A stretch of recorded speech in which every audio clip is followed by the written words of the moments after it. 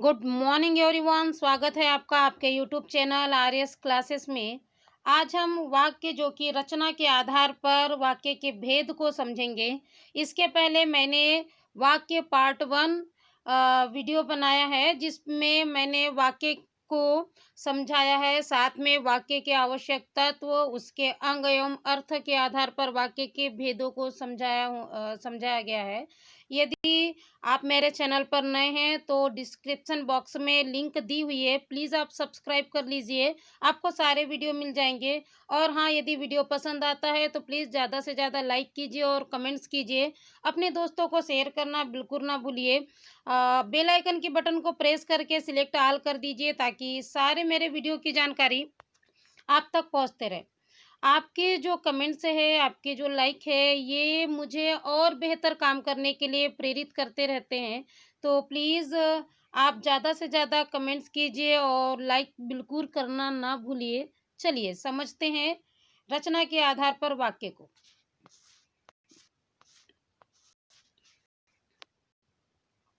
रचना के आधार पर वाक्य। रचना के आधार पर वाक्य 3 प्रकार के होते हैं। पहला है सरल वाक्य, दूसरा मिश्र वाक्य और तीसरा होता है संयुक्त वाक्य। तो चलिए हम समझ लेते हैं सरल वाक्य किसे कहते हैं। सरल वाक्य परिभाषा देख लीजिए। वह वाक्य जिसमें एक कर्ता और एक ही कर्म होता है वह क्या कहलाता है? सरल वाक्य कहलाता है। परिभाषा एक बार फिर से और देख लीजिए। वह वाक्य जिसमें क्या होना चाहिए? एक कर्ता होना चाहिए और एक क्या होना चाहिए? उसका कर्म होना चाहिए। वह क्या कहलाएगा? सरल वाक्य कहलाएगा। जैसे उदाहरण देखिए, मोहन बाजार जाता है। इसमें मोहन क्या है? करता है, अकेला करता है और उसका कर्म क्या है कि वह क्या कर रहा है? बाजार जा रहा है। ठीक है। इसी तरह दूसरा उदाहरण भी देखिए, सुरभि नाच रही है। इसमें कर्ता कौन है? सुरभि करता है और वो कर्म क्या है कि वह क्या कर रही है? नाच रही है। अकेली करता है सुरभि और उसका कर्म क्या है? एक ही काम है उसका, वह क्या कर रही है? नाच रही है। तीसरा उदाहरण देखिए, जैसे मैंने कहा कि मैं क्या कर रही हूँ? पढ़ा रही हूँ। इसमें मैं क्या है? अकेली करता हूँ और मेरा काम क्या है कि मैं क्या कर रही हूँ? पढ़ा रही हूँ। मेरा एक ही क्या है? कर्म है। तो जहाँ पर क्या है? एक कर्ता और एक कर्म होता है, वहाँ क्या होता है? सरल वाक्य होता है। और मुझे पूरी उम्मीद है आपको ये सरल वाक्य आसानी से समझ आ गया होगा। चलिए अब मिश्र वाक्य को समझते हैं।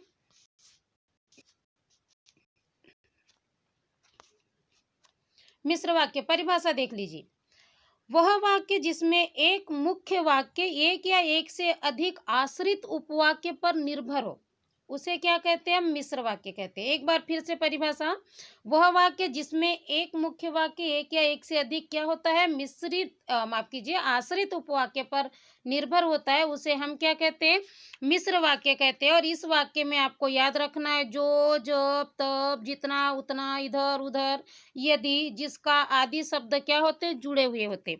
यदि आप कंपटीशन की तैयारी कर रहे हैं, कई बार ये होता है कि हम एग्जाम हॉल में हमें है तो याद नहीं रहता है परिभाषा, तो आपको कहीं परेशान होने की जरूरत नहीं। बस आपको याद रखना है कि यदि उस वाक्य में ये सारे शब्द जो, जब, तब, जितना, इधर, उधर, ये यदि कि जिसका आदि ये शब्द यदि आ रहे हैं तो आप भी झिझक क्या कर दीजिए? बिना डरे उसे मिश्र वाक्य पर टिक कर दीजिए या वह उसका आंसर लिख दीजिए, क्योंकि यह जो होगा ये आपका आंसर बिल्कुल सही होगा।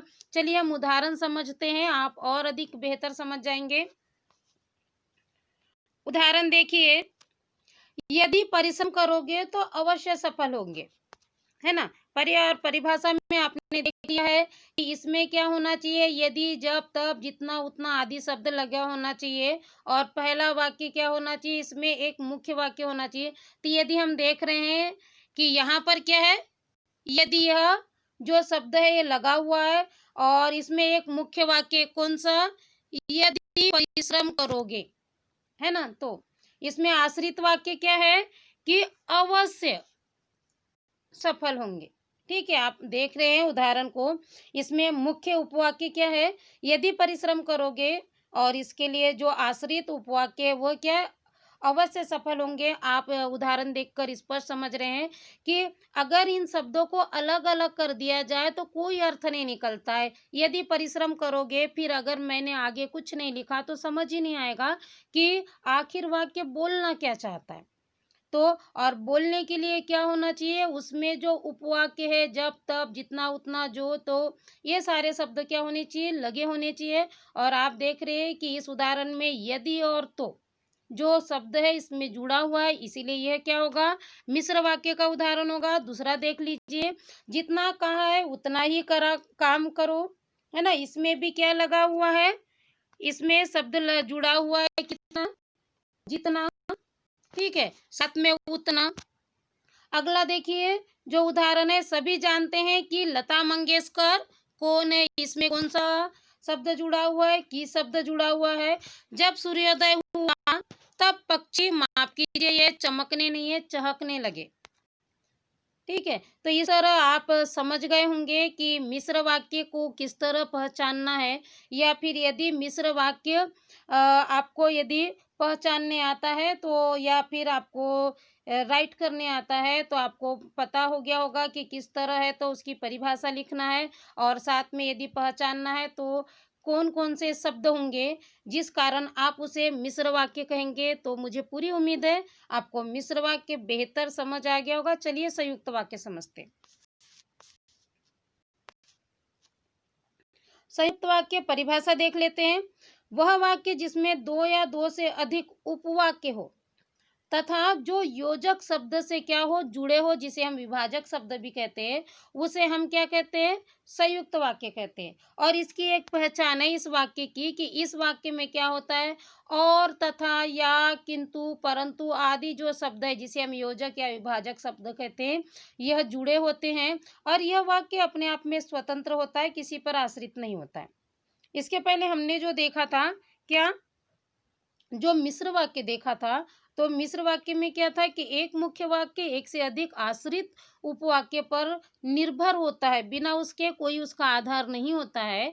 किंतु संयुक्त वाक्य में क्या होगा कि इसमें दो या दो से अधिक मुख्य वाक्य होंगे और साथ में ये योजक शब्द से जुड़े हुए होंगे, मगर वह स्वतंत्र होंगे, वह किसी और पर निर्भर बिल्कुल नहीं रहेंगे, दूसरे वाक्य पर निर्भर बिल्कुल नहीं रहेंगे। और मैंने फिर भी कहा, यदि आपको एग्जाम में परिभाषा याद नहीं रहती है तो आपको टेंशन लेने की जरूरत नहीं है। यदि वाक्य में और, या, किंतु, परंतु, तथा आदि अगर शब्द जुड़े हुए आते हैं तो आप बेझिझक आप उसे संयुक्त वाक्य पर टिक करके आ जाइएगा, आपका उत्तर कभी भी गलत नहीं होगा। उदाहरण देख लीजिए, आप और बेहतर समझेंगे।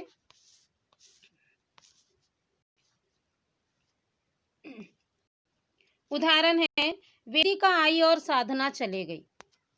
आप यहाँ पर देख रहे हैं एग्जाम्पल में विभाजक शब्द या योजक शब्द लगा हुआ है, क्या है, और, वेदिका आई और साधना चले गई। दूसरा उदाहरण देखिए, सूर्योदय हुआ और क्या हुआ, पक्षी चहकने लगे। तीसरा उदाहरण है, वह दरिद्र है किंतु कैसा है, ईमानदार भी है। हम स्वयं के लिए सम्मान प्राप्त करें या फिर अपने कर्म के लिए। इस तरह आप देख रहे होंगे कि ये सारे जो वाक्य इसमें योजक शब्द लगा हुआ है और यह वाक्य क्या है, योजक शब्द से जुड़ा हुआ है। मगर यदि योजक शब्द को अगर हम हटा देते हैं तो वह दो नए वाक्य के रूप में क्या हो जाएंगे, परिवर्तित हो जाएंगे और एक दूसरे पर निर्भर होने की जरूरत नहीं रहेगी। तो मुझे पूरी उम्मीद है आपको सरल वाक्य, मिश्र वाक्य और संयुक्त वाक्य समझ आ गया है। और हमने रचना के माफ कीजिए अर्थ के आधार पर भी वाक्य को समझा है। तो यदि आपको ये वाक्य समझ आ गए हैं तो चलिए एक छोटा सा टेस्ट ले लेते हैं, कुछ क्वेश्चन कर लेते हैं आपसे, समझ आ जाएगा कि आपको वाक्य कितना समझ आया। कुछ क्वेश्चन है, वाक्य पहचानना है आपको, मैं आंसर बिल्कुल नहीं बताऊंगी। आंसर यदि आपको पता है तो आप कमेंट बॉक्स में लिख दीजिएगा। पहला है, वाक्य सदा सुहागन रहो। यह वाक्य कौन सा होगा, प्रश्नवाचक होगा या इच्छावाचक होगा। दूसरा है, मैंने स्टेशन से टिकट खरीदा और घर चला गया। आपकी नजर में यह कौन सा वाक्य होना चाहिए, मिश्र वाक्य या संयुक्त वाक्य।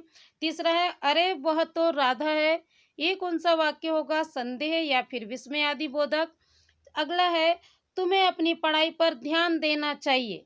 ये कौन सा वाक्य है? प्रश्नवाचक है या आज्ञावाचक है? अगला देखिए, वह ऐसा कैसे कर सकता है? बिल्कुल आपको बताना है, प्रश्नवाचक होगा या सरल वाक्य होगा। अगला ये है, शायद ही वो मुझसे बात करे। कौन सा रूप होगा वाक्य का? संकेतवाचक या फिर संदेहवाचक। अगला है, मुझे किसी भी विषय में बात नहीं करनी है। कौन सा वाक्य होगा? इच्छावाचक या नकारात्मक वाक्य होगा। और अंतिम जो इसमें है, वो वाक्य पहचानने में कि जो विद्यार्थी अच्छे होते हैं वह परिश्रमी होते हैं। आपको बताना है कि यह सरल वाक्य है या मिश्र वाक्य है। और यदि आपने वाक्य को बेहतर समझा है तो आपके सारे जो क्वेश्चन है, ये जो दिए हुए हैं अभी, ये बिल्कुल गलत नहीं होंगे और सारे जो वाक्यों के जो उत्तर होंगे बिल्कुल सही होंगे। तो चलिए अब वाक्य परिवर्तन कर लेते हैं। आप लोगों के लिए है, वाक्य परिवर्तन करना है आप सबको। बीमारी के कारण मैं विद्यालय नहीं जा सका। आपको इसे संयुक्त वाक्य बनाकर कमेंट्स बॉक्स में लिखना है। मेरा भाई बहुत अच्छा गाता, इसे नकारात्मक वाक्य बनाना है। उसने अपने को उत्तीर्ण बताया, इसे मिश्र वाक्य बताना है। वह देशभक्त, देश की रक्षा करो, इसे आपको क्या करना है? आज्ञावाचक बनाना है। तुम कल जाओगे, इसे आपको प्रश्नवाचक बनाना है। यदि आपने वाक्य बेहतर समझा है तो बिल्कुल आपसे आसानी से बन जाएगा। और मेरा प्रयास है कि मैं आपके लिए बेहतर से बेहतर करूं। और यदि आपको लगता है कि मैं अपना जो प्रयास है बेहतर करने का प्रयास कर रही हूं, तो प्लीज़ ज़्यादा से ज़्यादा लाइक कीजिए, कमेंट्स कीजिए और प्लीज़ अपने दोस्तों को शेयर ज़रूर कीजिए। मेरे जो वीडियो है, मैं अपने चैनल पर 10th 12th और कंपटीशन एग्ज़ाम के लिए वीडियो बना रही हूँ। तो आप में से किसी भी अगर व्यक्ति के पास 10th 12th या फिर कंपटीशन एग्ज़ाम वाले अगर कॉन्टैक्ट लिस्ट में आपके साथ जुड़े हुए हैं, तो प्लीज़ उन्हें ज़्यादा से ज़्यादा शेयर कीजिए, लाइक कीजिए, कमेंट्स कीजिए, मगर घर पर रहिए और सुरक्षित रहिए, स्टडी जारी रखिए। धन्यवाद।